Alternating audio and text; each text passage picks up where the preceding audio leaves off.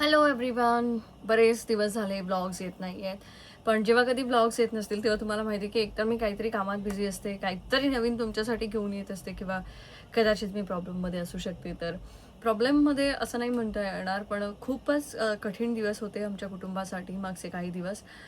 काही दिवसांपूर्वीच माझ्या लहान आत्याच्या मिस्टरांचं डेथ झाली आणि आम्हाला ते अचानक, म्हणजे असं होतं की काही असं कसं होऊ शकतं. अशा ह्याच्यामध्ये आम्ही सगळेजण होतो की हे अचानक काय झालं. त्यानंतर अचानक काही दिवसांपूर्वी बाबांना नागिण डिटेक्ट झाली. मग ते नागिण जो प्रकार असतो हा मला माहीतच नव्हतं की हे काय असतं. म्हणजे मी ऐकून होते की ते काहीतरी जॉईंट नाही व्हायला पाहिजे किंवा असं काहीतरी, पण ती जी ॲलर्जी असते, ते जे काही असतं ते मी त्याच्याबद्दल वाचलं, पण नंतर मला असं कळलं की नाही, त्याच्यावरती गावठी औषधच घेतलं पाहिजे. पण गावठी औषध काम करेल की नाही ही मला भीती.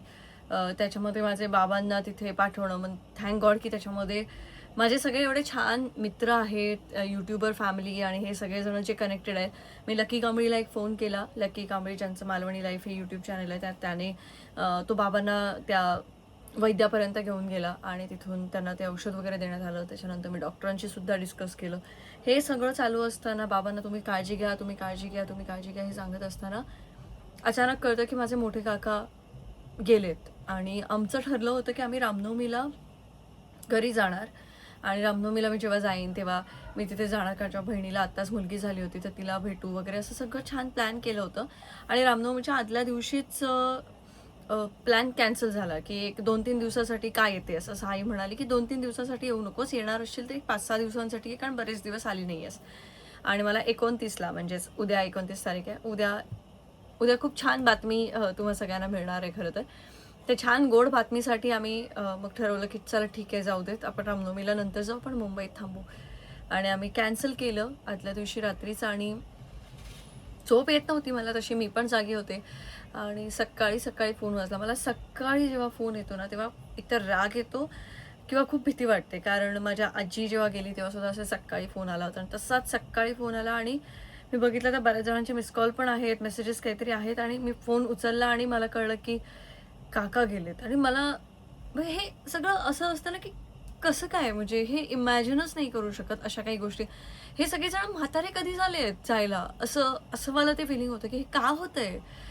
आणि मग मी कुणाला म्हटलं की आपल्याला निघालं पाहिजे, तर कुणाला म्हणाल चल ठीक आहे निघू. आणि आम्ही काही तयारी नाही आमची, आणि मी निघालो. मग ऋतुजा, प्राजक्ता, मी, कुणाल आणि माझा चुलत भाऊ, त्याची बायको, आम्ही सगळे एका गाडीतनंच निघालो. सकाळी 6:30ला आम्ही निघालो, दुपारी 3:30ला आम्ही मालवणमध्ये पोचलेलो होतो. आणि मग मालवणमध्ये पोचल्यानंतर परत ते सगळ्या गोष्टी बघितल्या. मी पहिल्यांदा जेव्हा बाबांना तिथे बघितलं रडताना, तर मी आधी चेहराच फिरवला. मी बघणारच नाही बाबांकडे म्हणून की बाबा रडतायत. कारण आता मला तसे 2 काका आणि आता दोन्ही नाही आहेत. त्याच्यामुळे बाबांच्या डोळ्यात एकदम असं एवढं पाणी मी कधीच बघितलं नव्हतं. तर मला आत्ताही थोडंसं हे वाटतंय. तर मी तिकडे बघितलंच नाही. मी फक्त कुणाला एवढं सांगितलं की तू बाबांकडे लक्ष दे. आणि बाबांना बघत होते सतत की बाबा कसं त्रासात होते.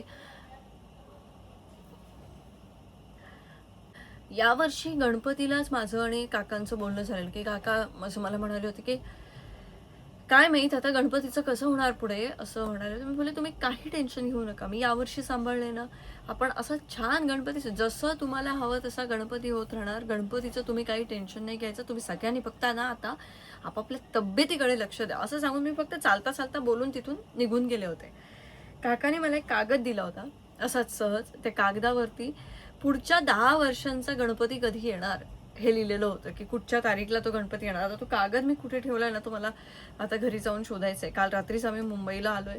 आता पुढचे 4 दिवस आम्ही मुंबईत आहोत. आमचे जे काही कमिटमेंट्स होते पुढचे, जे ब्रँड्सना दिलेले असतात, अशा वेळेला ब्रँड्स अजिबात काहीच बघत नाहीत. त्यांना त्यांचं असतं की तुम्ही जी डेडलाईन दिलेली आहे त्याच्यामध्ये त्यांचं काम झालं पाहिजे. त्याच्यामुळे ते काम करण्यासाठी आम्ही मुंबईत आलोय. 4 दिवस मी आणि कुणाल काम करणार. त्याच्यानंतर आम्ही परत 1 एप्रिलला गावी जाणार. 1 ते 5 एप्रिल आम्ही तिथे असणार. परत त्यात बिझनेसचं सुद्धा बऱ्याच गोष्टी चालू आहेत. त्याच्यामुळे दुःख लपून आणि बऱ्याच गोष्टी आम्हाला काही काही वेळेला फेस कराव्या लागतात, त्या आम्ही करतोय. ते काकांचं वाचन भरपूर होतं. माझे काका खूप छान लिहायचे. ते देवबागचे सरपंच सुद्धा होते एकेकाळी. आणि खूप त्यांनी अभ्यासू असं त्यांचं हे होतं. त्यांनी ना देवबागवरती एक आर्टिकल लिहिलं होतं जे मला शूट करायचं होतं. मी मागच्या 1 महिन्यापासून आमच्या टीमसोबत कॉन्टॅक्टमध्ये की आपण कोकणात जाणार आहोत 6-7 दिवसांसाठी आणि आपण अशा अशा गोष्टी शूट करणार आहोत हे मी त्यांना सांगितलं होतं. त्यातलीच ही एक गोष्ट होती. तर मी विचार केला की काकांना हे आपण सरप्राईज द्यायचं की त्यांनी जे लिहिलं होतं ते व्हिज्युअली सगळं क्रिएट करून, कारण आता AI वगैरे आलंय, बऱ्याच गोष्टी आहेत, सो तेवढं छान ते प्रेझेंट करून ते हे तुम्ही लिहिलेले शब्द आहेत जे मी फक्त व्हिडिओजच्या माध्यमातून लोकांपर्यंत पोहोचवलेत हे त्यांना सांगायचं. त्यांना खूप भारी वाटेल ते. हे माझ्या डोक्यात खूप दिवसांपासून होतं. स्वप्नातही वाटलं नव्हतं की असं काही होईल. त्याच्यामुळे काही हे नव्हतं. तर फक्त करूया म्हणून ते पुढे निघत होतं. कारण खूप काही चांगल्या अपॉर्च्युनिटीज माझ्यासमोर आल्या. त्याच्यामुळे हे शूट मी थोडंसं म्हटलं की आज नको, आपण पुढे ढकलूया असं करत ते पुढे गेलं होतं. पण ते करण्याचा प्लॅन अजूनही होता. म्हणजे आता होता की तो आपण फर्स्ट वीक ऑफ एप्रिलमध्ये जायचं. कारण मी रामनवमीला जाऊन येणार. त्याच्यानंतर जे मी तुम्हाला म्हणते की उद्या एक छान बातमी तुम्हाला मिळणार आहे, ते सगळं झालं की त्याच्यानंतर मग आपण ते शूट करायचं असं सगळं प्लॅनिंग होतं. आणि अचानक हे सगळं झाल्यानंतर माझं म्हणजे कळलंच नाही की हे काय आहे, कसं फेस करायचंय. आपण एवढे मोठे कधी झालो की आपण ह्या सगळ्या गोष्टी बघतोय. म्हणजे एक आपल्या आयुष्यातली एक वेळ असते ना की आपण मस्त शाळेत असतो तेव्हा वाटतं की मोठे झालं पाहिजे. मोठे झाल्यानंतर असतं की नोकरी लागली पाहिजे. नोकरी लागल्यानंतर वाटतं नाही यार, शाळेचेच दिवस बरे होते. तोपर्यंत सगळ्या मित्रांची लग्न व्हायला लागतात. मग ते छान वाटेल, सगळ्यांची लग्न होत आहेत, सगळे काय सेटल होत आहेत. एक फेज येतो, त्यांना मुलं व्हायला लागतात आणि अचानक मुलं होत आहेत त्यांना. हा फेज असताना आई वडील जायला लागत आहेत आणि ते असं बघून म्हणजे मी आत्ता पण मध्ये नॉर्मल होते. मध्ये मला असं वाटतं की ओके, कारण आम्ही काही सतत मी काही काकांना फोन वगैरे करणं अशा मी कधीच कोणालाच फोन नाही करत. त्याच्यामुळे ते काही कॉन्टॅक्टमध्ये नव्हतो. पण जेव्हा असं जाणवतं ना की नाही आहेत ते आता, दिसणारच नाही आहेत, तेव्हा असं खूप ओझं येतं. माहीत नाही असं का.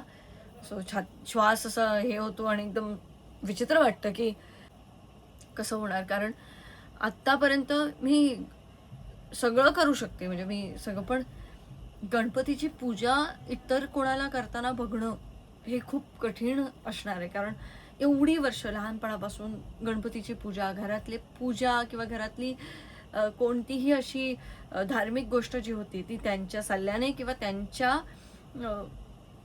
त्यांच्या मताप्रमाणे अशी व्हायची. त्याच्यामुळे अचानक एवढं सगळं होणं आणि त्यात ते खूप कठीण वाटतं. आणि या सगळ्यामध्ये काय ब्लॉगिंग करणार आणि काय हसून दाखवणार तुम्हाला, असं की खूप छान चाललंय. तरी मी खूप प्रयत्न करतेय की यायचा आणि लोकांना सगळ्या गोष्टी, आपलं जे काही छान चालू आहे ते सगळं दाखवण्याचा. काय, कारण नाही थांबू शकत.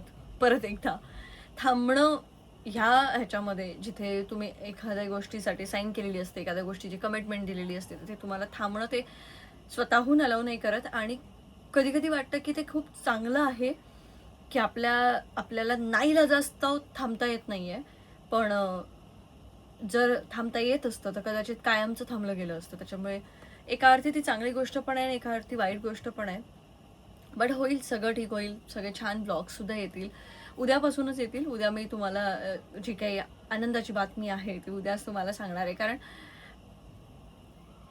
पुढे जावं लागतं. पण मला सगळ्या आईवडिलांना किंवा सगळ्या लोकांना एकच सांगायचं आहे की आमच्या घरात आता हे जे काही ह्या गोष्टी झाल्यात, या सगळ्यांमध्ये सगळेजण आपल्या हेल्थच्या बाबतीत फार निष्काळजी होते.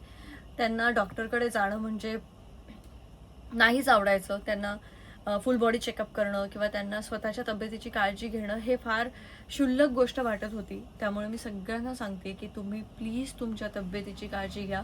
कारण घरातली एक वडीलधारी व्यक्ती जेव्हा अचानक जाते ना, तेव्हा अख्खं घर कोलमडतं आणि सगळं असं विस्कळीत वाटतं की आता काय, म्हणजे हे अचानक का झालं, कसं झालं, काही कळत नाही. 2 मिनिटानंतर आपण नॉर्मल होतो. एक दिवस झाला की आपण नॉर्मल होतो. परत ते आठवलं ना की असं मन खायला उठतं की कशी काही ही व्यक्ती जाऊ शकते आपल्या आयुष्यात आणि अचानक कोण म्हातारं झालंय, असं व्हायला वाटतं. त्यामुळे प्लीज आपल्या तब्येतीची काळजी घ्या. तुमची मुलं जर तुम्हाला सांगत असतील तर गोळ्या वेळेवर घ्या. डॉक्टरकडे नेत असतील तर डॉक्टरकडे न्या. त्यांना काही हौस नसते तुम्हाला सारखं डॉक्टरकडे नेण्याची. पण ते त्याच्यासाठीच असतं की तुम्ही छान आयुष्य जगावं, अजून जास्त दिवस तुम्ही एकमेकांसोबत वेळ घालवावा, या सगळ्या गोष्टींसाठी ते असतं. पण माहित नाही का, जी जनरेशन आमच्या आधीची आहे ती ती फार हट्टी आहे. म्हणजे मी तर सांगेन की आमचं अख्खं कुटुंब हट्टी आहे. तर मी पण तेच ब्लड लाईन आहे माझी. मी पण हट्टी आहे. पण जेव्हापासून म्हणजे आता लग्न झालंय आमचं, कुणाल आयुष्यात आल्यापासून मला एक कळलंय की तुमची हेल्थ खूप जास्त महत्त्वाची असते. म्हणजे त्याने ते मला ते डोक्यात जे टाकलं तेव्हापासून मी तब्येतीची फार काळजी घ्यायला लागले, की एवढं सगळं करून, एवढं सगळं असून त्याचा काहीच जर तुम्हाला उपभोग घेता नाही आला ना, तर त्याचा काही अर्थच नाही आहे. तर माझ्यात खूप मोठी स्वप्न आहेत, की मला असं छान भरपूर देश फिरायचे आहेत. मला जग फिरायचं आहे. जगात काय-काय चाललंय ते सगळ्या गोष्टी बघायच्या आहेत. त्यातून काहीतरी शिकायचं आहे आणि आपल्या लोकांसाठी ते वापरायचं आहे. त्यामुळेच एवढ्या सगळ्या गोष्टी सायमल्टेनियसली मी हँडल करतीये आणि त्या सगळ्या गोष्टी चालू आहेत. तर तुम्ही सगळ्यांनी आपल्या तब्येतीची काळजी घ्या, हेच मला या ब्लॉगमधनं सांगायचं आहे. आणि जे मी म्हटलं की मी काकांनी लिहिलेला तो लेख आहे, तो लेख नक्कीच लवकरात लवकर तुम्हा सगळ्यांसमोर त्याला व्हिज्युअल्स त्याचे तुमच्या समोर घेऊन येईन आणि त्यांचे बरेच काही आर्टिकल्स असतील ते खूप वाचन करायचे त्यांची इच्छा होती की त्यांचं स्वतःचं एक पुस्तक प्रकाशित व्हावं. पण ही इच्छा मला आत्ता कळली की माझा भाऊ मला बोलला की पप्पांची इच्छा होती की एक पुस्तक प्रकाशित त्यांचं झालं पाहिजे तेव्हा. पण त्यांनी जे छोटं आर्टिकल लिहिलं जे मला फार आवडलं, कारण त्यांची शब्द जे वेचलेले शब्द असतात ना, म्हणतो आपण वेचलेले शब्द, खूप छान शब्दांमध्ये त्यांनी स्वतःच्या गावाचं जे वर्णन केलंय त्या वर्णनाबद्दल मला नक्कीच लोकांपर्यंत ते पोहोचवायला आवडेल आणि ते मी नक्कीच पोचवेन. वाटलं नव्हतं की मी हे बोलेन की ही त्यांना श्रद्धांजली असेल, पण ही श्रद्धांजली नाही बोलणार, ही त्यांना एक माझ्याकडनं ही त्यांना एक गिफ्ट असेल की त्यांचे बोल मी लोकांपर्यंत पोहोचवते. तर ते लवकरच आम्ही शूट करण्याचा प्रयत्न करू आणि लवकर मी ते तुमच्यापर्यंत पोहोचवेन. Till then take care guys आणि तुमच्या आईवडिलांची काळजी घ्या. आईवडील जर तुम्ही हा ब्लॉग बघत असाल तर तुम्ही स्वतःची आपल्या मुलांसाठी काळजी घ्या, कारण त्यांना असं वाटतं की तुमच्यासोबत छान आयुष्य जगता यावं. त्याच्यामुळे आता खूप उन्हाळा आहे, भरपूर पाणी पित राहा, भरपूर छान झोप घ्या आणि आपल्या जर गोळ्या वगैरे असतील त्या व्यवस्थित वेळेवर घ्या आणि सगळे छान आणि मस्त राहा. भेटूया उद्याच्या ब्लॉगमध्ये. Bye bye.